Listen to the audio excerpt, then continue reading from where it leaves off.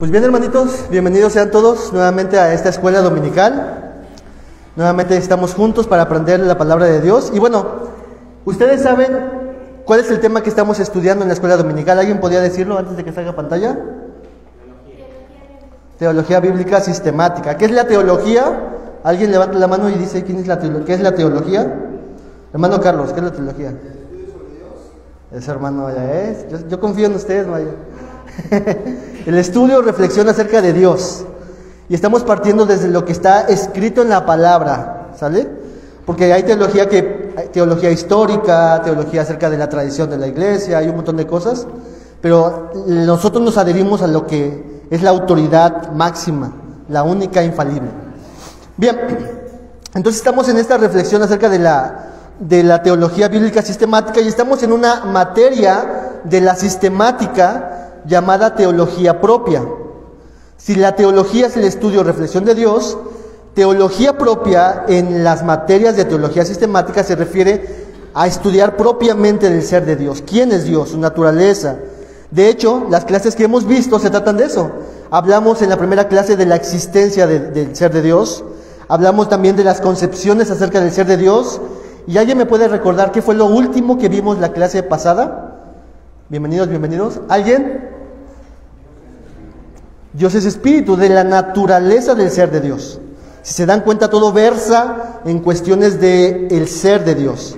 Y el día de hoy vamos a mirar otra enseñanza más, otra lección más, que yo creo que es una de las más, en cierta forma, complejas.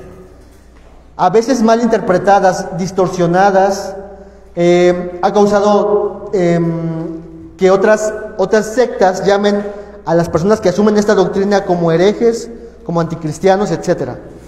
Entonces, lo que vamos a ver el día de hoy en la lección número 4, que va a estar ahí en su pantalla, tiene que ver acerca de ¿qué?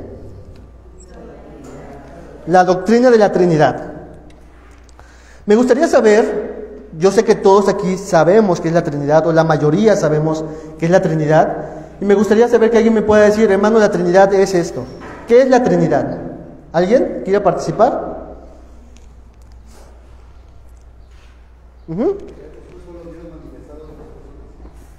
Un solo Dios manifestado en tres personas. Gracias, hermanito. ¿Alguien más que quisiera decir algo más?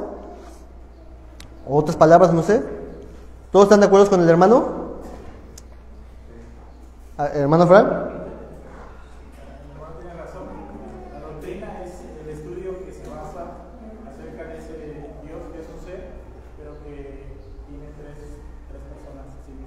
Exactamente. Entonces, toda esta iglesia confiesa la doctrina de la Trinidad. Somos trinitarios en ese sentido.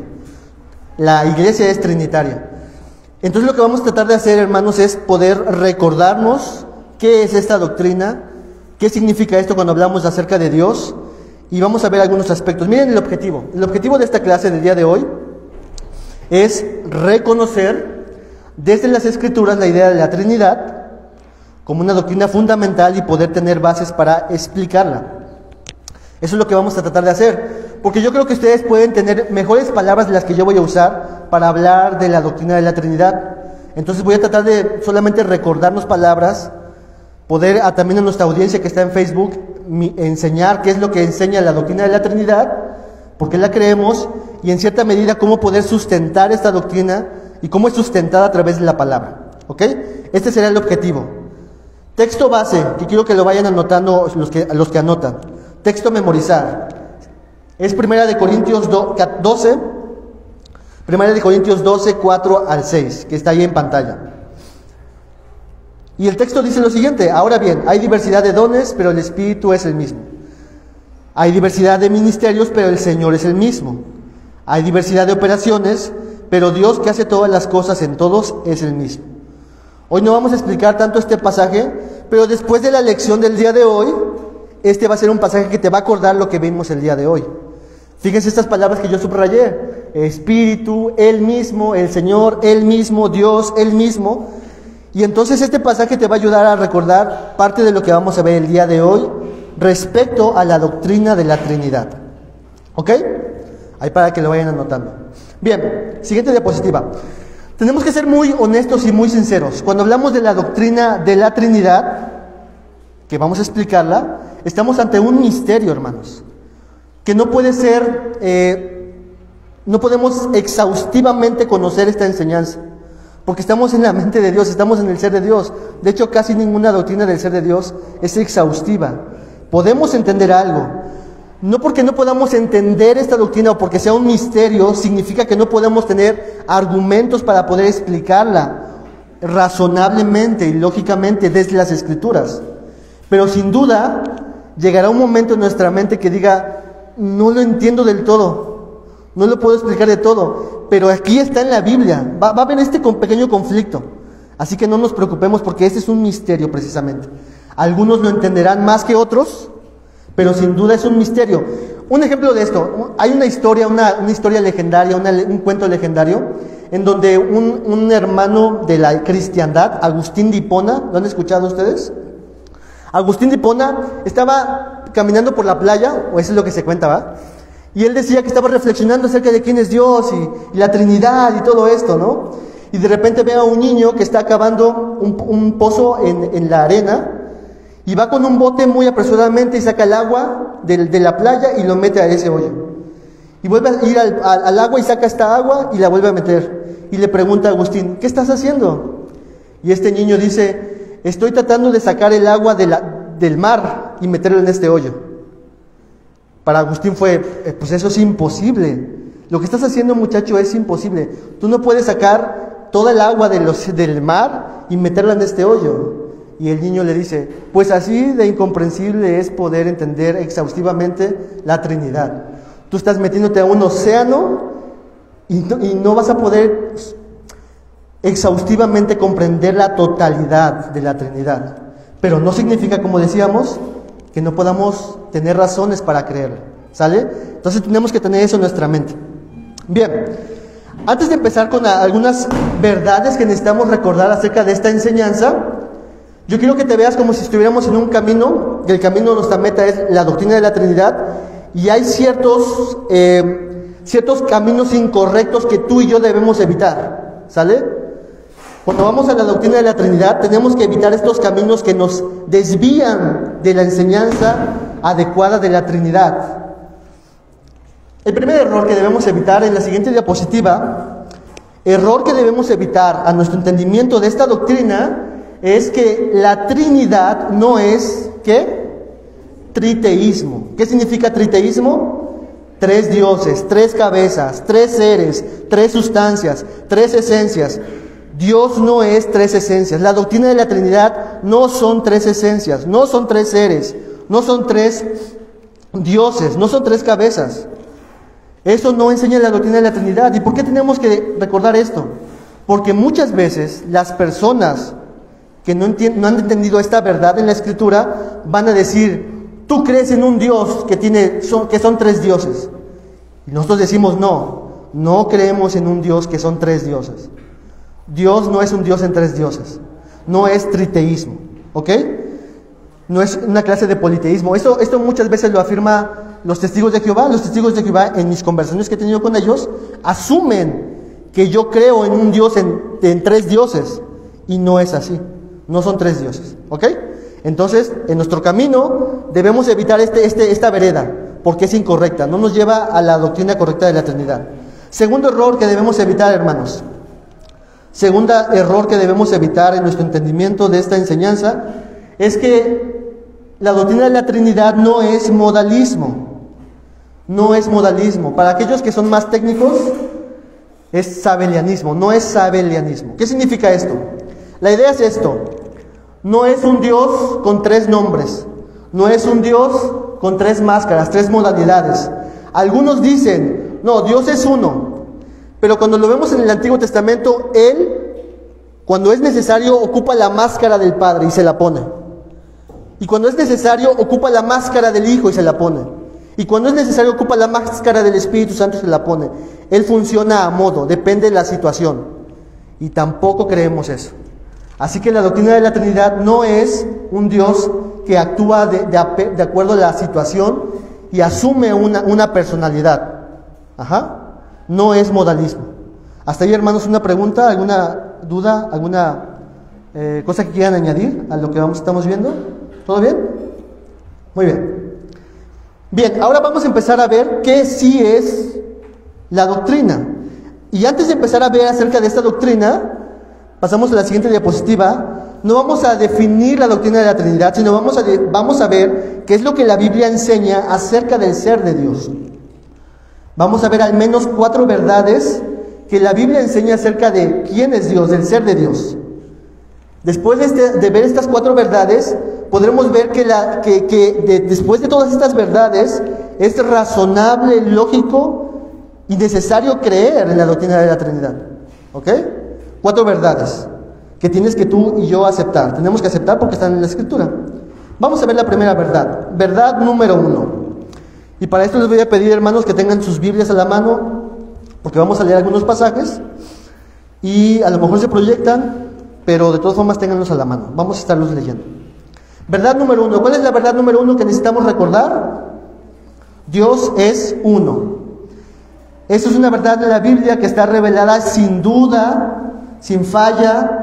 La Biblia enseña por muchos lados la unicidad de Dios, la unidad de Dios. Dios es uno. Veamos un texto que es por excelencia el que se ocupa para esta situación. Deuteronomio 6, 4 al 5. Al que le voy a pedir a algún hermanito que si puede dar lectura, adelante. Deuteronomio 6, 4 al 5.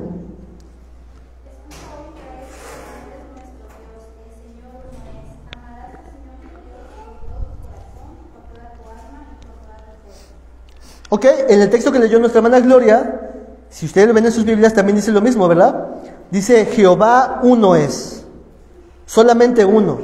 No es un enoteísmo donde Jehová es el Dios superior, sino es uno, solamente es uno. Hay un solo Dios. Otro texto más. No vamos a leer todos, pero otro texto más. Vamos a leer Isaías 44, 6. Isaías 44, 6. El que lo tenga a la mano puede dar lectura, hermanos, ya sea en la pantalla o en su Biblia. Así dice el Señor, Rey de Israel y su Redentor, el Señor de los ejércitos: yo soy el primero y yo soy el postrero, y fuera de mí no hay Dios. Y el versículo 8 también, hermanita, por favor. Ahorita que lo pongan. Isaías 44, 8.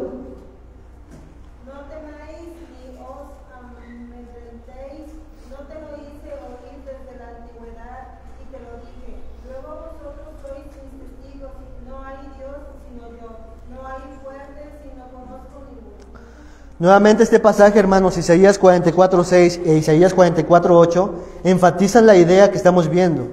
La verdad que está enseñando la Escritura es que Dios es uno. No hay otro Dios fuera de Él. Solamente es un Dios. Un Dios. Último texto, hermanos, para enfatizar todo este punto. Y vamos a ir ahora al Nuevo Testamento. Vamos a 1 Corintios 8, 4. 1 Corintios 8, versículo 4. Y que le guste leer, adelante, mis hermanos. 1 Corintios 8, 4. Acerca pues de las viandas que se sacrifican a los ídolos, sabemos que un ídolo nada es en el mundo y que no hay más que un Dios. Y que no hay más que un Dios. Con estos versículos y otros regresamos a la diapositiva, Marianita, para ver los textos.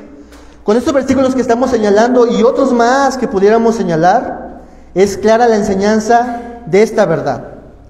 Verdad número 1, Dios es uno. ¿Verdad? ¿Estamos de acuerdo hasta ahí? Dios es uno. La Biblia lo enseña por todos lados. El judaísmo dirá, sí, Dios es uno. Otras religiones también dirán, Dios es uno. ¿Ok? Veamos qué más dice la Biblia acerca de Dios. Verdad número 2, acerca de quién es Dios, del ser de Dios. Verdad número 2. Aquí ya introducimos un término quizás extraño. Dios subsiste en 3 personas. Estamos señalando esta verdad y después vamos a probarla en la Biblia, como lo acabamos de hacer en la verdad número 1. Dios subsiste en 3 personas. La Biblia no solamente afirma de que Dios es uno, sino en la Biblia encontramos, sin lugar a duda, de la subsistencia de un Dios, un ser, en 3 personas. La semana pasada veíamos un poquito acerca de esta palabra que estamos usando aquí, de persona. Nuestro pastor Carlos nos comentó acerca de esta palabra. ¿Alguien se acuerda qué fue lo que vimos de esto, de cuando hablamos de persona? ¿A qué nos referimos con persona? ¿Qué significa una persona? ¿Un ser consciente? Significa de un ser que es consciente, valga la redundancia, de una persona que es consciente de sí misma, tiene un centro de autoconciencia, manifiesta estas emociones en conciencia, voluntad en conciencia, es una persona, ¿sale? Esto hablamos de persona. Este término que estamos usando aquí, no lo confundamos con la idea de un cuerpo. Un cuerpo no es lo mismo que una persona. Esto que está aquí es un cuerpo, una materia que ocupa un lugar en el espacio. Esto es un cuerpo, pero esto no tiene personalidad, no es una persona, no tiene cualidades de una persona. Un perro también es un cuerpo, pero no es una persona porque no es autoconciencia. Esta palabra persona, hermanas, si ustedes lo van a buscar en la historia de la iglesia, verán que el cristianismo adoptó esta palabra para hablar acerca de la persona divina de Jesucristo, que tiene dos naturalezas, la humana y la divina. Ustedes lo pueden después investigar. Pero el cristianismo adoptó este término para poder explicar algo que era inaudito en la persona de Jesucristo. Una persona con dos naturalezas, la humana y la divina, hablando de la persona de Cristo. Bien, entendiendo esta parte de personas, entonces estamos hablando que Dios subsiste en tres centros de autoconciencia, ¿va? Son autoconscientes, tienen voluntad, expresan emociones, y lo vamos a ver en la Escritura. Primeramente quiero que veamos esta primera parte de esta aparente pluralidad. Inciso A, de esta segunda verdad. En la Biblia se enseña que hay una pluralidad en la unidad. Dios es uno, pero también la Biblia enseña que este uno realmente es uno en unidad. Veamos algunos textos. Génesis 1:1. Génesis capítulo 1, versículo 1, que todos lo sabemos.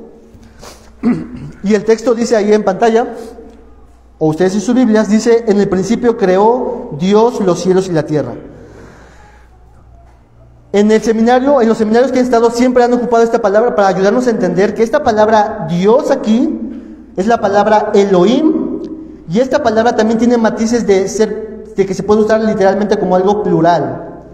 Es decir, que la palabra aquí puede ocuparse también como en el principio creó dioses, los cielos y la tierra. Así se puede interpretar incluso la palabra. ¿Por qué? La Biblia también lo señala así. Hay un texto en la Biblia, en el Salmo capítulo 82:6, donde yo dije, vosotros sois dioses. Vosotros sois dioses, hablando del ser humano. Y la palabra dioses ahí es Elohim también. Así que es posible interpretar la palabra Elohim como dioses. Y entonces dense cuenta que de forma como seminal, en forma de semilla, desde Génesis capítulo 1, versículo 1, se puede intuir la idea de que hay una pluralidad en Dios, porque está la palabra dioses. Obviamente no nos referimos, no puede ser que sean muchos dioses, porque ya la verdad número uno hemos visto que solamente hay un Dios. Así que no se puede traducir como diferentes dioses. ¿Qué más le dice la Biblia acerca de esta pluralidad? Vamos a ver otro versículo. Salmo 110, 1. Salmo 110, 1.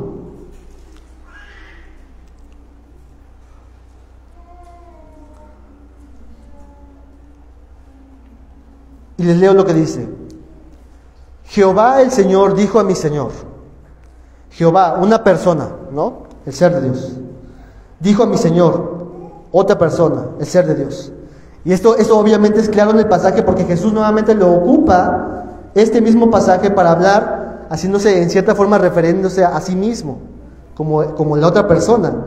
Dense cuenta que este mismo pasaje entonces enseña que hay al menos dos personas en el ser de Dios. ¿Sí lo ven? ¿Cómo esto es posible? Porque la Biblia ocupa una expresión cuando habla de uno, de una unidad. No se refiere a que Dios es uno como si fuera solamente, vamos a poner esta palabra, no sé qué palabra usar, una sola cosa, sino que es una unidad de personas. El ejemplo que se pone normalmente es como el matrimonio. En el matrimonio se dice que son dos personas, dos seres, pero cuando se unen como matrimonio son una sola carne. Desde el punto de vista de Dios, se puede ver al matrimonio como uno solo, como una unidad de dos personas. ¿Sí lo ven? Ahí mismo en el matrimonio es que se podemos entender y ver que es posible esta forma de entender cuando la Biblia habla de la unidad de Dios, que Dios es uno en tres personas. Y vemos que, por ejemplo, en el texto que estamos leyendo en el Salmo, vemos que es posible esta pluralidad porque la Biblia habla como si hubieran más personas en la divinidad. Otro texto, Isaías 6, 8. Isaías capítulo 6, versículo 8. El que lo tenga lo puede leer.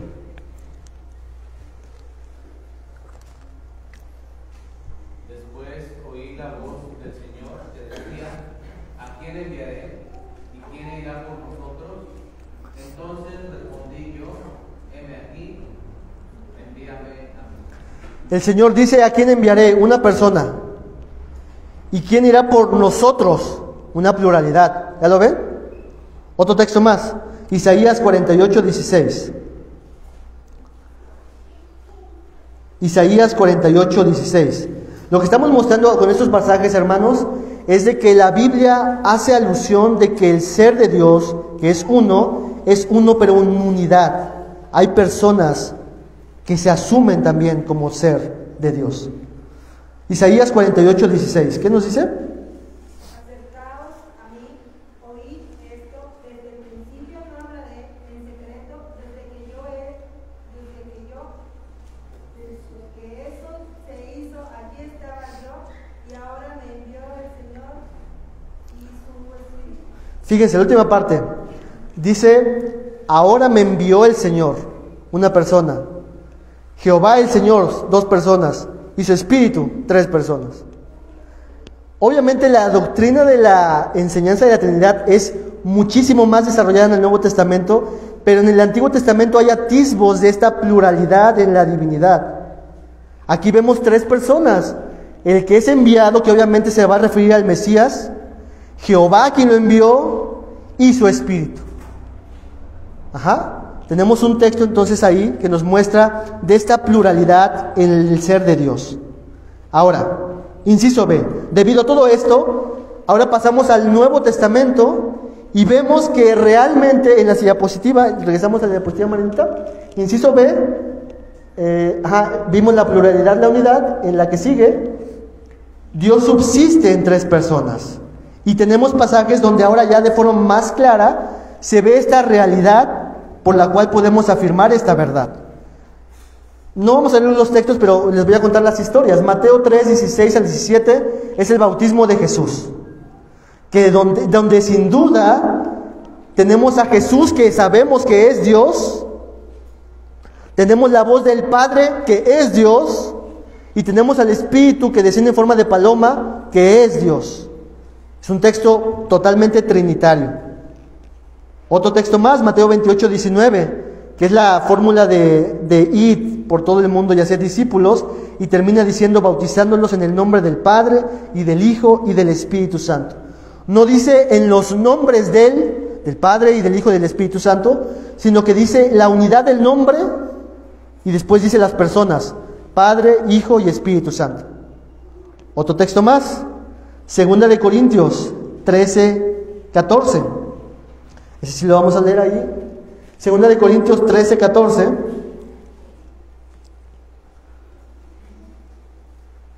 Y el texto nos dice lo siguiente: la gracia del Señor Jesucristo, una persona, el amor de Dios, otra persona, y la comunión del Espíritu Santo sea con todos vosotros, otra persona, tres. Entonces, hermanos, en el Antiguo Testamento hay atisbos de una pluralidad, pero en el Nuevo Testamento ya se hace alusión, sin lugar a dudas, de que Dios subsiste en tres personas. ¿Lo ven? ¿Lo notan? Entonces, hasta este momento, hermanos, afirmamos de que Dios es uno, pero es uno en unidad y que subsiste en tres personas. Eso es lo que la Biblia está enseñando. ¿sale? Todavía no hemos dicho ningún dogma de la iglesia, ni nada por el estilo. Eso es lo que la Biblia enseña. ¿Ok? Pasemos entonces a las diapositivas. Verdad número 3. No solamente la verdad número 1 es de que Dios es uno, verdad número 2, Dios subsiste en 3 personas, sino que también enseña la Biblia que cada una de estas personas es Dios. Es Dios. Son iguales en su esencia, son iguales en su sustancia, son iguales, son coeternos. Tienen todo el ser de Dios, por así decir, ¿no? Vamos a ver estos textos. Siguiente diapositiva. El Padre se identifica como Dios. Veamos un texto en el Nuevo Testamento, Efesios 1:3. Efesios 1:3. Le voy a pedir a Marianita que ahí deje ahí en pantalla para que los hermanos puedan anotar todos estos y que vayan buscando en sus Biblias los textos para que sea más claro. Efesios 1:3 dice el texto, ¿lo tienen ahí en su Biblia? Efesios capítulo 1, versículo 3. Bendito sea Dios y Padre de nuestro Señor Jesucristo, que nos bendijo con toda bendición espiritual en los lugares celestiales en Cristo. Ok, nuevamente ahí vemos que ahí se presenta a Dios como Padre, ¿verdad? Y se asume por el contexto y por todo lo que se manifiesta en Efesios, de que este Padre es Dios, obviamente. De este punto no hay ningún problema, hermanos, porque asumimos que el que se muestra en la Biblia es el Padre. Efesios 1:3, Efesios 1:2, que diga, perdón, Primera de Pedro 1, versículo 2. Primera de Pedro 1, versículo 2. ¿Alguien lo tiene para poder leerlo? Elegidos conforme al previo conocimiento de Dios Padre, por la santificación del Espíritu, para obedecer a Jesucristo y ser rociados por su sangre, gracia y paz les sean multiplicadas. Ese texto que leyó Gama también ahí habla de las 3 personas, pero quiero que vean que también ahí se presenta a Dios como Padre. ¿Sí lo ven? ¿Sí lo escucharon? Dios Padre. Ok, la Biblia también enseña que el Hijo es Dios. Juan 1:1, ustedes lo saben, en el principio, y el verbo era con Dios y el verbo era Dios.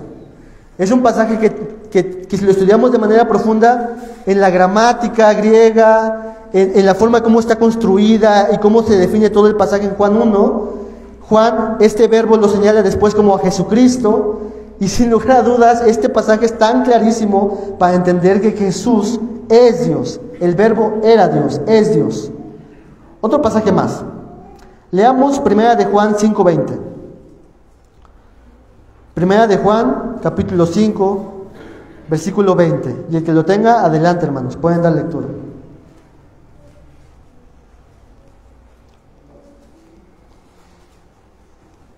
Pero sabemos que el Hijo de Dios ha venido y nos ha dado entendimiento para conocer el que es verdadero, y estamos en el verdadero. Es su Hijo Jesucristo, este es el verdadero Dios y la vida eterna. Jesucristo es el verdadero Dios. Un pasaje nuevamente que enfatiza acerca de que Jesús es Dios, que el Hijo es Dios. ¿Ok? Hemos visto 2 personas y podríamos seguir enumerando más textos, hermanos, pero solamente estoy señalando algunos. Inciso C, de este mismo punto, el Espíritu Santo, persona de la divinidad, es Dios. Segunda de Corintios 3:17. ¿Qué nos dice? Busquémoslo. El Señor es el Espíritu. Hace una comparación de equivalencia. El Señor es el Espíritu, una persona. El Espíritu Santo es Dios. Y por último, ahí en este texto de Hechos 5:3-4 es el momento donde Ananías le miente a Pedro y Pedro le dice: ¿por qué has mentido al Espíritu de Dios?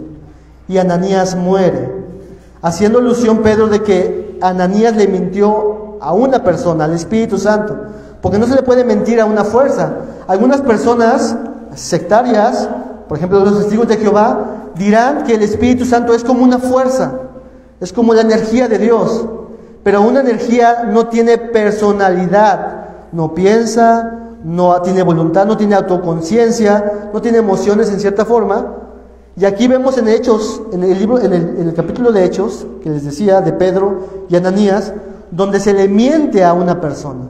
Y Pedro le dice: le has mentido al Espíritu de Dios. Entonces, con este pasaje de Hechos podemos, sin lugar a dudas, inferir de que el Espíritu Santo es Dios. Y otros textos más, hermanos, hermanas, podemos decir acerca de que el Espíritu Santo es Dios. Muy bien. Siguiente diapositiva, Marenita. Entonces, en esta verdad número 3, cada persona es Dios. El Padre, el Hijo, el Espíritu Santo son Dios. Para la palabra más técnica, que yo siempre tengo estas palabras técnicas en mi mente, hablamos de la Trinidad ontológica. 3 personas, y cuando hablamos de la ontología hablamos del ser. En el ser de estas personas es Dios. Son Dios. Más bien es Dios, es mejor usar la palabra es Dios. La Trinidad ontológica nos enseña acerca de que en la esencia y la naturaleza de cada una de estas personas son Dios, es el ser divino. Sale Dios es uno, Dios se ha revelado en 3 personas, subsiste en 3 personas, y cada una de estas personas es Dios. Trinidad ontológica. Hay una igualdad, no es que es proporcional, no es que el Padre es 33.3% de Dios y así los demás, no. El Padre es verdadero Dios, el Hijo también, el Espíritu Santo también es Dios. Esa es la tercera verdad, hermanos. Cuarta verdad, acerca del ser de Dios. También la Biblia manifiesta que estas personas de las que hemos hablado son diferentes. Hace una distinción por cada una de estas personas de la divinidad. No solamente son iguales a Dios, sino que en sus funciones y tareas muestran que ser diferentes la una de la otra. La pregunta que siempre se hace normalmente es esta. En cuanto a la salvación, hermanos, ¿quién nos salvó? ¿El Padre, el Hijo o el Espíritu Santo? ¿Quién nos salvó? Los 3, porque la respuesta es Dios nos salvó.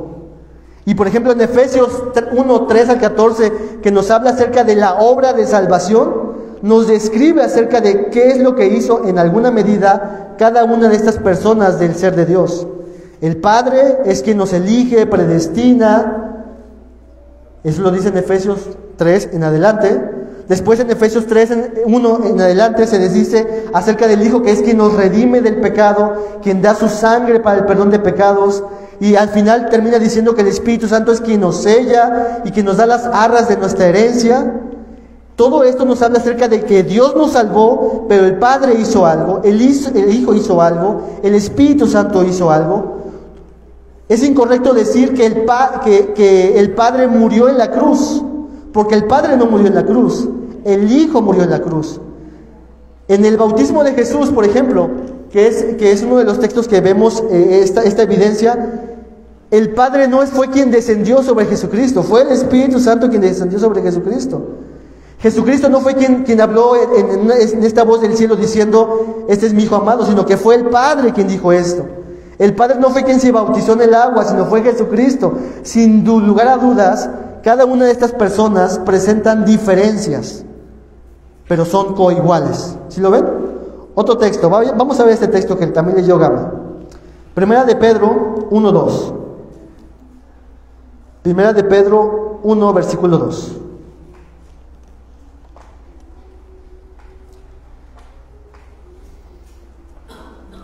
¿Qué nos dice, hermanitos? Elegidos según la presencia de Dios, Padre, en santificación del Espíritu, para obedecer y ser rociados con la sangre de Jesucristo. Gracia y paz os sean multiplicadas. Hermanito Carlos, ¿pueden notar estas diferencias de qué es lo que hace cada una de las personas del ser de Dios?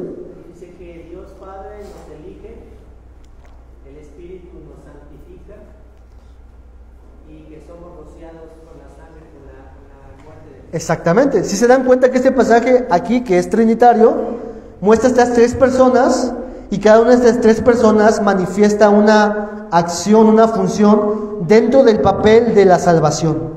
Es Dios quien nos salva y cada una de las personas del ser de Dios hace algo en esta salvación. ¿Ok? Muy bien. Pudiéramos, hermanos, seguir mostrando más textos, pero con estos son, creo que, suficientes. Regresamos a la diapositiva, Marianita. Entonces, la cuarta verdad es de que cada persona es diferente. Siguiente diapositiva. A esto se le conoce, con palabra técnica, como la Trinidad económica. Afirmamos la Trinidad ontológica. Dios es uno en esencia y cada persona de la divinidad es Dios ontológicamente en el ser, pero en la forma en cómo operan cada una de estas personas son diferentes, de tal manera que el Padre no es el Hijo no es el Espíritu Santo no es el Padre, y podemos saber esas diferencias porque hemos visto en la Escritura que manifiesta estas diferencias. Esto, hermanos, nos ayudará muchísimo a entender acerca de Dios. Yo he conversado con testigos de Jehová y les hago ver esas aclaraciones, porque ellos piensan que Dios es uno y tres en el mismo sentido. Pero no es así. Dios es uno en un sentido. ¿En qué sentido? Es uno en esencia, pero es tres en funciones. ¿Sí lo ven? Son tres en funciones. Cada una de las personas de la divinidad hacen funciones particulares.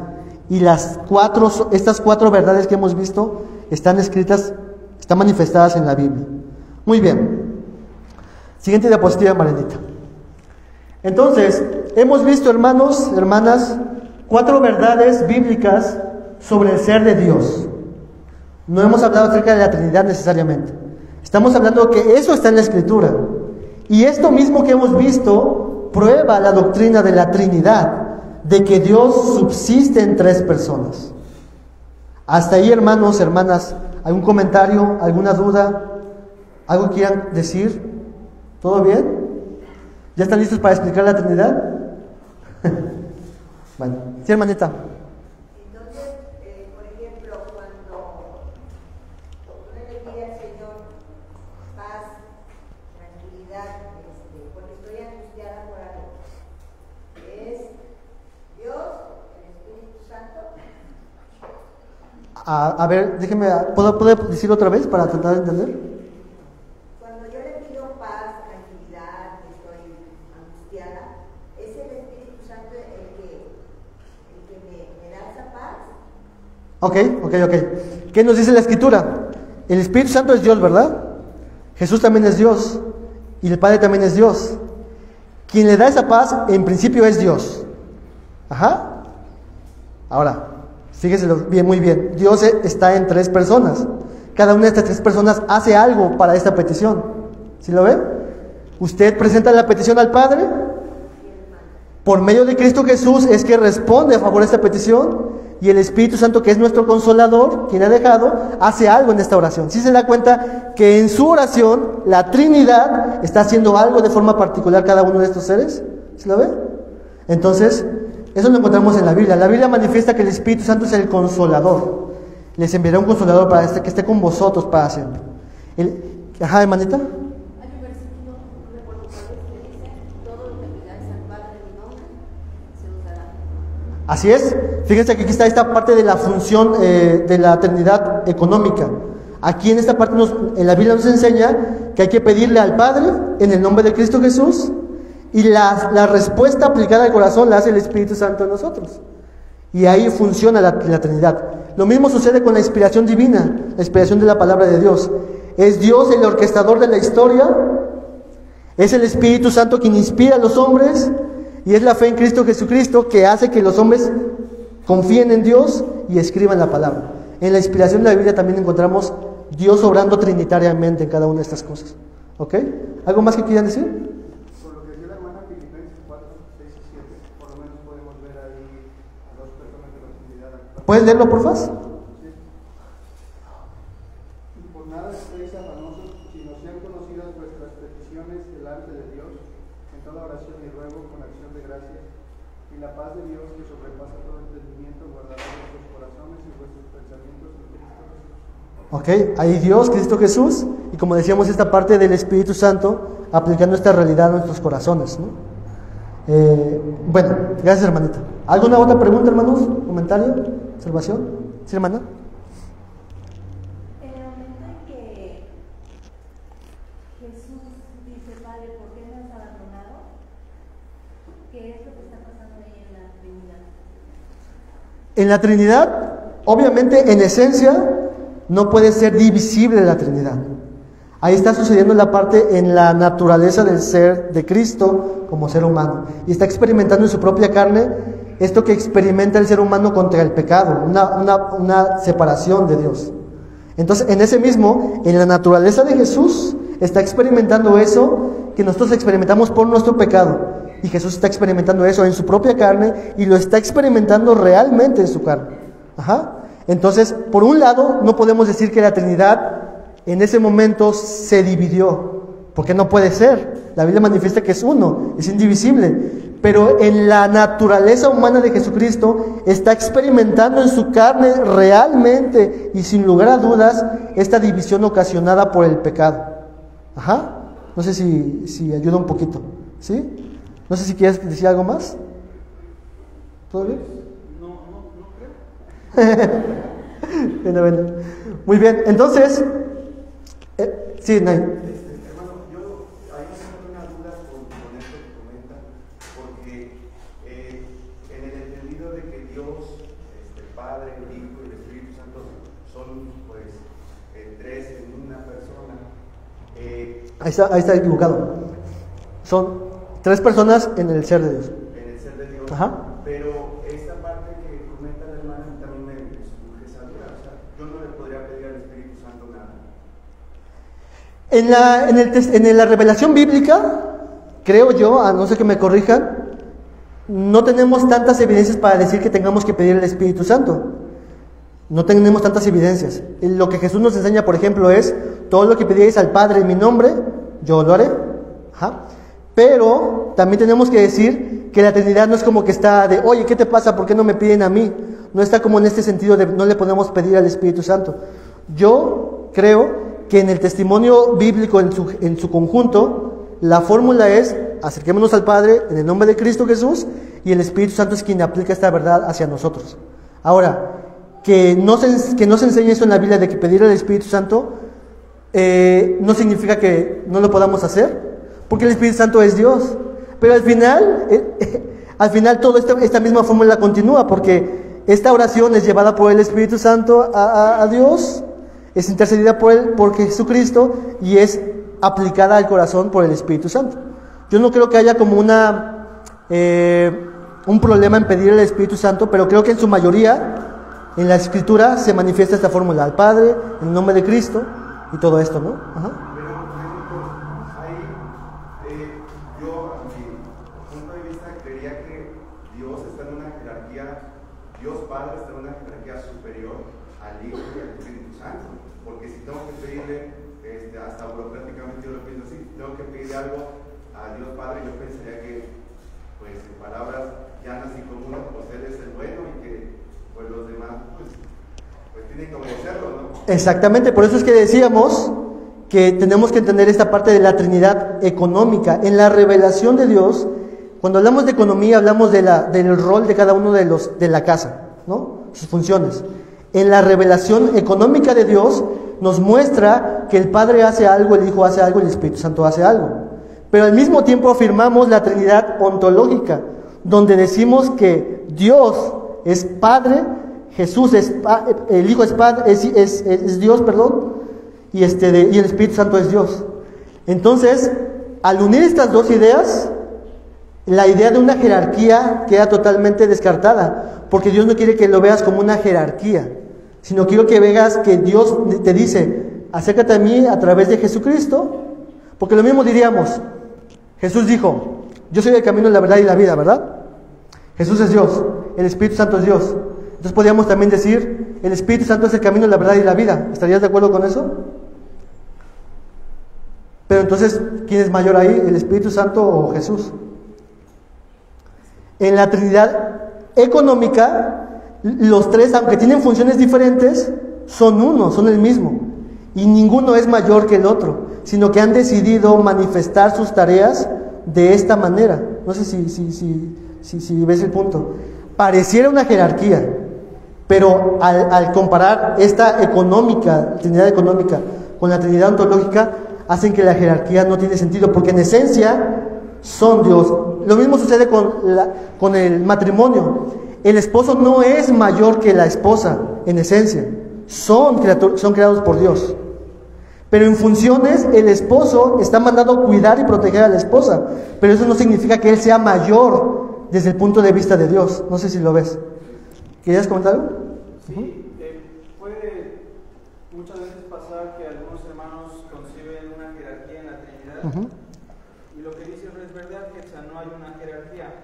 La mejor analogía bíblica para hablar de la Trinidad es el matrimonio.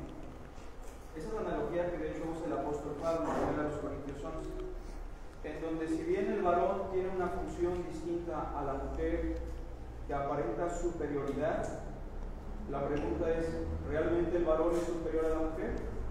La respuesta es que no, que tanto la cabeza como el cuerpo constituyen una unidad, y que si te preguntaran qué prefieres, preferir la cabeza o el cuerpo, pues diríamos, no, pues ninguna de las dos partes, porque las dos partes son valiosas, aunque tienen diferentes funciones, y que el ser humano deja de existir si le cortan la cabeza o le quitan el cuerpo.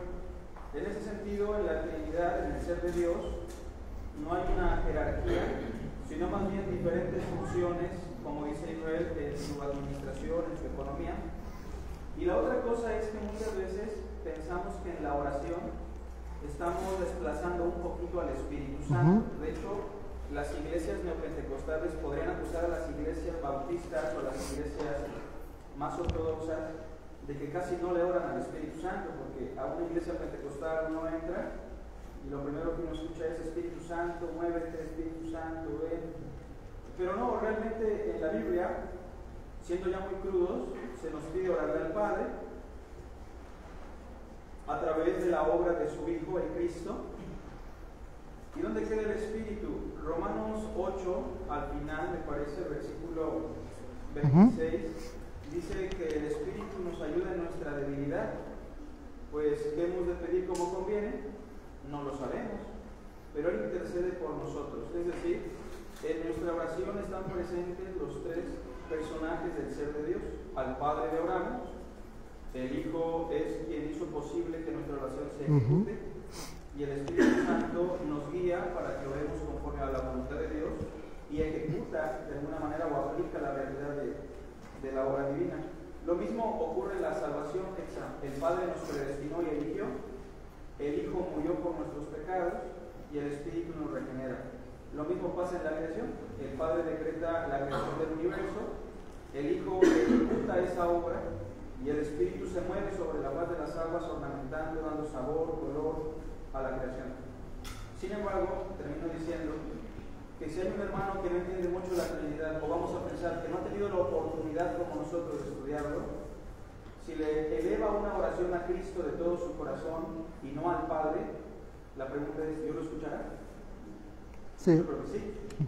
O si alguien le ora al Espíritu Santo con todo su corazón, porque no tiene tal vez mucha teología como que tenemos nosotros la posibilidad de un corazón sincero le dice, dame paz, Espíritu Santo, sin duda lo escuchará el Señor, ¿no? Sin embargo, ya en la ortodoxia, ya cuando lo conocemos más, vale la pena ajustarnos a los pasajes bíblicos. Esto que yo podría abonar en ese sentido. Gracias, bro.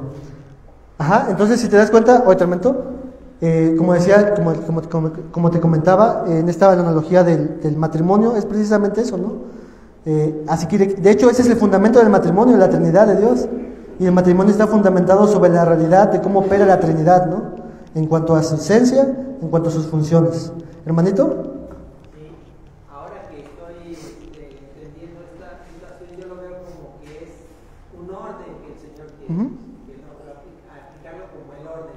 Porque hay una corriente por ahí que seguramente es de pentecostal, que dice que nosotros abandonamos totalmente que qué tiempo le estamos dedicando al Espíritu Santo, y entonces hay personas que se empiezan a estresar porque dicen, es que yo no tengo tiempo más que tantito de orarle a Dios y ahora tengo que orarle también al Espíritu Santo, y es totalmente...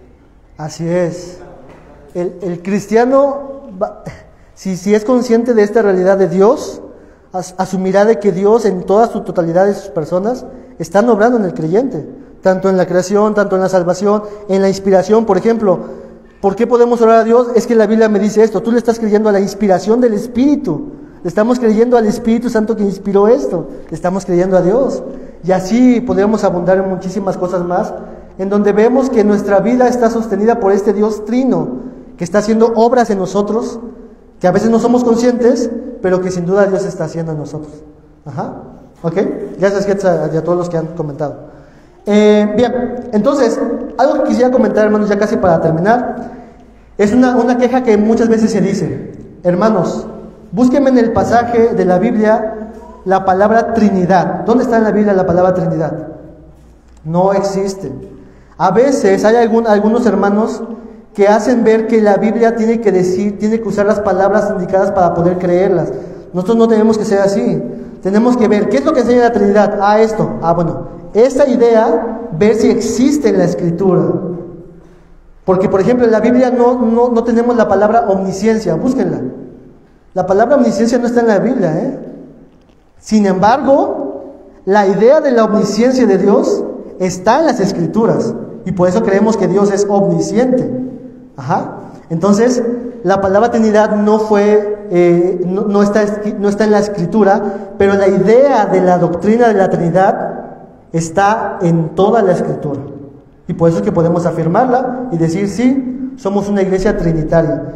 Y pensando en esta parte de la historia de la iglesia, quiero leerles una fracción de una confesión de fe, aunque esta iglesia no se adhiere a una confesión, porque sabemos que la Biblia es nuestra máxima autoridad, pero quiero traerla para ustedes porque la Trinidad no es algo novedoso, sino que ha sido asumida desde los primeros cristianos en la iglesia y que poco a poco fue desarrollada y definida con palabras más técnicas. Miren cómo dice esta confesión de fe de Londres, que por cierto es bautista, en el capítulo 2.2. Escuchen lo que dice respecto a todo esto y ustedes dirán si se adhieren a esta misma definición. El ser divino e infinito, en este ser divino e infinito hay tres subsistencias: el Padre, el Verbo o Hijo y el Espíritu Santo, de una sustancia, un poder y una eternidad, teniendo cada uno toda esencia divina, pero la esencia indivisible. El Padre no es de nadie, ni por generación ni por procesión. El Hijo no es engendrado eternamente del Padre, y el Espíritu Santo procede del Padre y del Hijo. Todos ellos son infinitos, sin principio, y por tanto son un solo Dios, que no ha de ser dividido en naturaleza y ser, sino distinguido por varias propiedades relativas, peculiares y relaciones personales. Dicha doctrina de la Trinidad es el fundamento de toda nuestra comunión con Dios y nuestra consoladora dependencia de Él. Una doctrina, una definición histórica, hermanos. ¿Sale? Bien, pasamos a la siguiente diapositiva ya para terminar. Hermanos, la doctrina de la Trinidad es una doctrina no negociable. Todo verdadero cristiano, al darse cuenta de esta verdad en la Escritura, deberá creerla, porque la Biblia lo enseña sin lugar a duda. Podemos no entenderla totalmente, pero no podemos negar esta verdad en la Biblia porque está en las Escrituras. Y lo que hemos visto el día de hoy son 4 verdades que la Biblia manifiesta y que nos ayudan a entender la Trinidad. Lo primero es que Dios es uno. La segunda verdad, Dios subsiste en 3 personas. La tercera, cada persona es Dios. Y la cuarta, cada persona es diferente. Y con esto, yo en vez de hacer una alusión a alguna analogía, porque no hay analogía perfecta para la Trinidad, aún en el matrimonio. Porque ¿qué pasa cuando el esposo se muere? Se rompe esa unidad, pero Dios no es así. Entonces ahí falla esa analogía. Creo que en vez de una analogía, veamos la Trinidad con estas 4 verdades que están representadas propiamente en este símbolo hecho por Atanasio, en donde se ve la esencia que es Dios. Dios subsiste en 3 personas, cada persona es Dios, pero cada persona es diferente a las demás personas. ¿Ok? ¿Sí, hermana? Pero diferente en funciones, ¿no? Exactamente, diferente en funciones. Si entendemos que es diferente, quizá le podamos dar otro. Sí, exacto, es lo que vimos el día de hoy. Diferente en funciones, en sus tareas, en su quehacer, ¿no? Entonces, aquí quizás me faltó eso, apuntar en mente para que no se preste eso. Entonces, cada persona es Dios y cada persona es diferente en sus funciones. Muy bien. Siguiente diapositiva. Entonces, la clase del día de hoy, hermanos, la clase número 4, ya poniendo el tema más amplio, sería Dios es uno en 3 personas y hoy abordamos el tema de la doctrina de la Trinidad. ¿Comentarios, hermanos, preguntas, dudas? ¿No? Cualquier duda más específica, ya vayan con el pastor. Esa es la vieja confiable. ¿Sale? Entonces, mis hermanos, vamos a hacer una oración. Señor, te damos gracias por este tiempo que nos has dado para reflexionar en una doctrina tan compleja, pero al mismo tiempo tan maravillosa, Señor, y de consuelo y de aliento a todo creyente, Señor, de saber de que Dios, en tus tres personas, estás haciendo una obra maravillosa en nosotros, que el Dios Trino que comenzó la buena obra en nosotros, ese mismo Dios Trino la completará hasta el día final. Señor, te damos gracias por todo lo que tú haces y te pido que nos ayudes a reflexionar en todo lo que vimos hoy. En el nombre de Jesús. Amén. Bien, hermanitos, pues tenemos un tiempo para tomar un café.